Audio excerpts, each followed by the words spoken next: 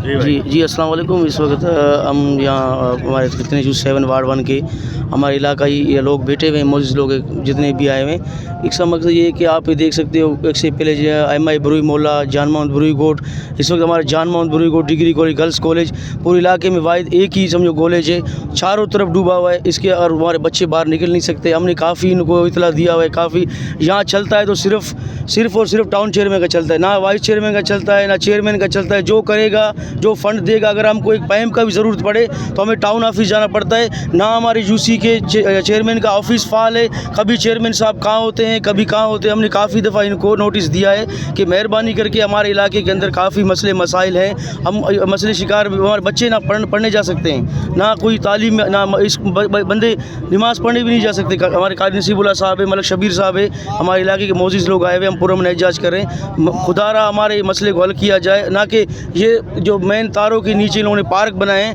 आप मुझे बताओ, ये कानून है? कोई पार्क, कोई तार के नीचे इतने बड़े जो मेन तार या इनके कोई नीचे कोई पार्क बना सकता है? ये पैसे जहाँ से इन लोगों ने वोट लिया, यहाँ से मुंतखब हुए, उस इलाके के अंदर अगर ये काम करे तो इनका मेहरबानी होगा। हम ये रिक्वेस्ट करते हैं इनसे। पीपल्स पार्टी तो जमहूरियत पसंद पार्टी है, फिर ये उसमें डिक्टेटरशिप क्यों है?